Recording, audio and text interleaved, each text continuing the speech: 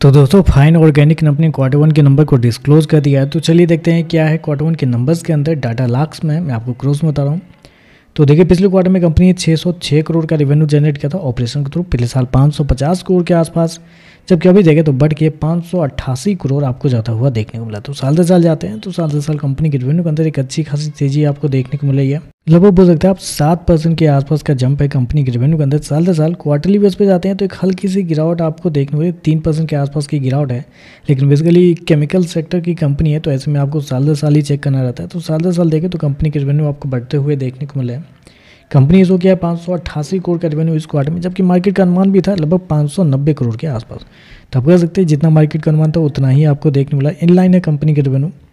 खर्चे की बात करते हैं, पिछले क्वार्टर में 502 करोड़ खर्च किए थे, पिछले साल 422 करोड़ के आसपास, जबकि अभी देखें तो कंपनी खर्चे 477 करोड़ आपको जाता हुआ देखने को मिला। तो खर्चे देखें तो खर्चे हालांकि बहुत ही ज़्यादा आप कर सकते हैं, क्योंकि अगर आप कंपनी का कॉस्ट ऑफ पटेल को देखते हैं तो साल दर साल कंपनी का कॉस्ट ऑफ पटेल के अंदर लगभग 20% के आसपास की तेजी आपको देख लो। जी हाँ, 20% के आसपास, मतलब रेवेन्यू आपका बढ़ा है 7% के आसपास और कॉस्ट ऑफ पटेल आपका 20% बढ़ता हुआ देखने को मिला। तो उस कॉस्ट ऑफ पटेल को कंप्रोमाइज़ करने के लिए कंपनी ने इन्वेंट्री के नाम पे फ़ायदा कर लिया है। इन्वेंट्री के नाम पे कंपनी को 12.5 करोड़ के आसपास का फ़ायदा हुआ है, जबकि पिछले साल 72 लाख का नुकसान हुआ था, पिछले क्वार्टर में 2.5 करोड़ के आसपास का नुकसान हुआ था।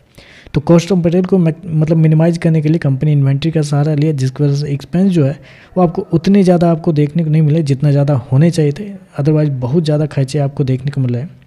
प्रॉफिट की बात करते हैं तो देखिए पिछले क्वार्टर में 97 करोड़, पिछले साल 113 करोड़, अभी देखें तो 117 करोड़ आपको जाता हुआ देखने को मिला। तो कंपनी को प्रॉफिट देखें तो आपको साल दर साल हल्की सी तेजी है, लगभग 3 से 4% के आसपास का जंप आपको देखने को मिल रहा है। लेकिन बेसिकली खर्चे ज़्यादा हैं, इसकी वजह से आपको प्रॉफिट बढ़ता हुआ देखने को नहीं मिल रहा है। कंपनी को क्या 117 करोड़ का प्रॉफिट इस क्वार्टर में, जबकि मार्केट का जो अनुमान था वो था लगभग 100 करोड़ के आसपास। तो मार्केट मान के चल रहा था कि खर्चे बहुत ज़्यादा रहेंगे, तो उसमें कुछ कर भी नहीं सकते हैं। ईपीएस की बात कर लेते हैं तो देखिए पिछले क्वार्टर में कंपनी का जो ईपीएस था वो था लगभग 31 रुपये के आसपास।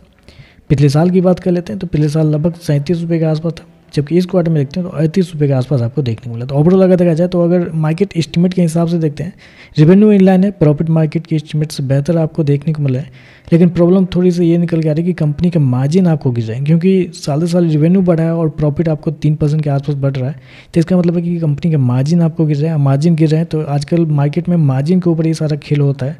तो मार्जिन गिरने पर शेयर के अंदर गिरावट भी देखने को मिल जाती है। तो देखते हैं इस पर मार्केट कैसे रिएक्ट करता है। आज के लिए बस इतना ही। वीडियो पसंद आए तो लाइक कीजिएगा, साथ में साथ चैनल को सब्सक्राइब जो कीजिएगा। धन्यवाद।